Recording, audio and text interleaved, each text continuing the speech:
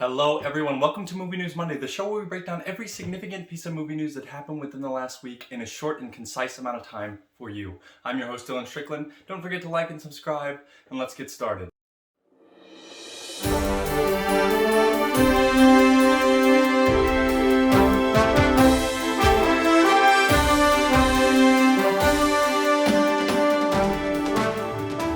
First off the top, over the weekend I saw the Hitman's Wife's Bodyguard, the sequel to Hitman's Bodyguard, and I thought it was honestly kind of lackluster. I wanted a little bit more out of the movie. Of course, the Sam Jackson and Ryan Reynolds charm is all there. Salma Hayek does a good job.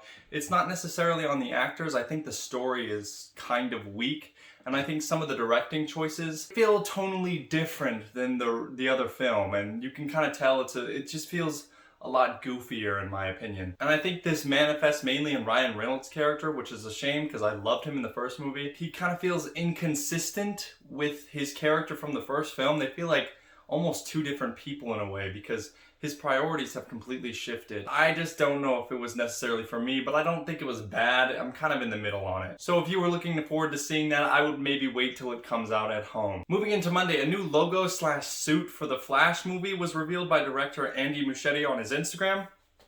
And I think it looks okay. I kind of like the original design a little bit more than like what we're seeing here, but maybe it'll be better once I see the film as a whole. Also on Monday, Variety reported that Gerard Butler and Marina Baccarin are returning for a Greenland sequel, the apocalypse film that came out last year that apparently did pretty well box office wise, despite the fact that most of the country was in lockdown. This new movie is going to continue the story of the first and will be directed by Rick Roman Waugh, who directed the first one, and written by Chris Sparling, who also wrote the first one. I really need to get on top of seeing this film. I haven't yet, but I'm sure a lot of people who are excited about this movie are excited about the sequel. Sony Pictures Argentina released on their Twitter a little clip of the Spiderman No Way Home kind of logo or image, and it glitches for half a second, similar to how it did in Into the Spider-Verse, and a lot of people are speculating online that this might mean there's a brief connection. I don't necessarily know if that's what was happening. It is kind of interesting to see, like, that's a design choice they chose to use.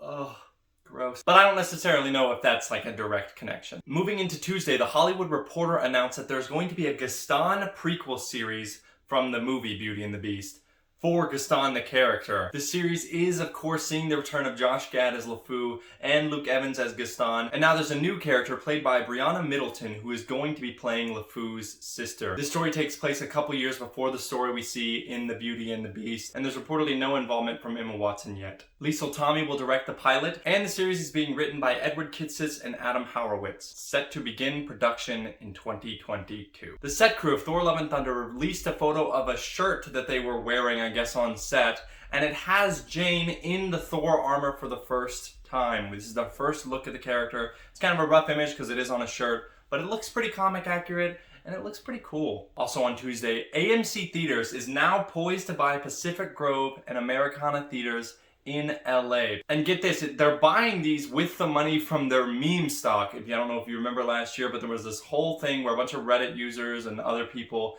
decided to put stock into things that weren't necessarily doing well, and AMC was one of those, and it kind of saved AMC from financial ruin. So now they're using that meme money to buy the theaters that the Pacific Grove and Americana Theaters can no longer afford. So AMC is now basically taking over the LA areas. Deadline announced that Megan Boone is going to be leaving Blacklist at the end of Season 8. The Season 8 finale will be the star's last run on Blacklist. Very interesting news. She's been a leading character in the show for as many years as it's been on, and the finale of Season 8 will be her last episode. Also on Tuesday, Tyrese Gibson from the Fast and Furious saga stated in an interview about Fast and Furious that Morbius is going to be in the MCU. Tyrese is in Morbius, the movie. He plays a detective, and they even clarified and asked, so this movie is taking place in the same universe as the Avengers, and he said point blank, yes. Now, hours later, this was immediately debunked by Sony. They came out and said, no,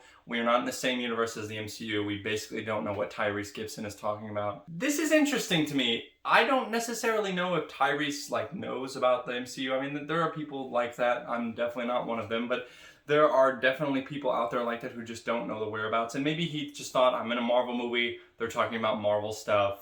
I'm in the same universe. Or maybe, just maybe, there might be more to this.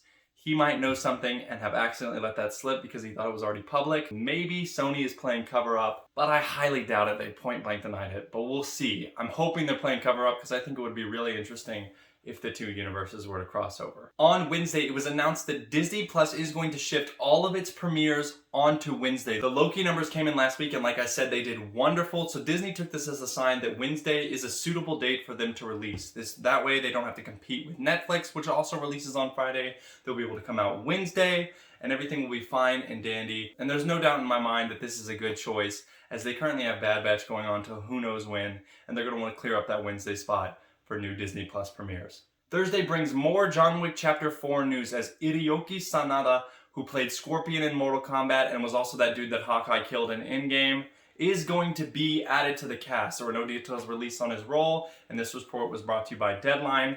I think this is good news. I think he did a wonderful job in Mortal Kombat, even though the movie is just absolutely goofy and like, I don't know, it's a good, I like it. I like the movie. I'll admit that I like the movie. I thought it was fun.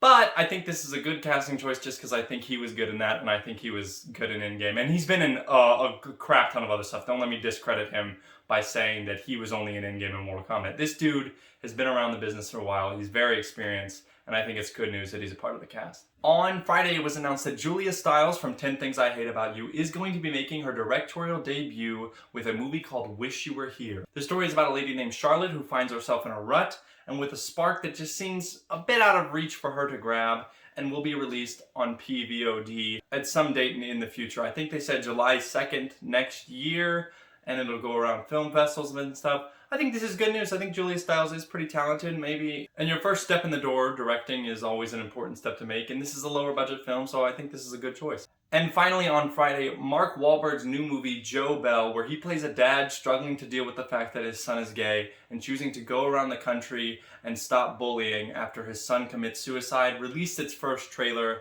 and I thought it was really, really good. I cannot wait to see this on July 23rd when it comes out.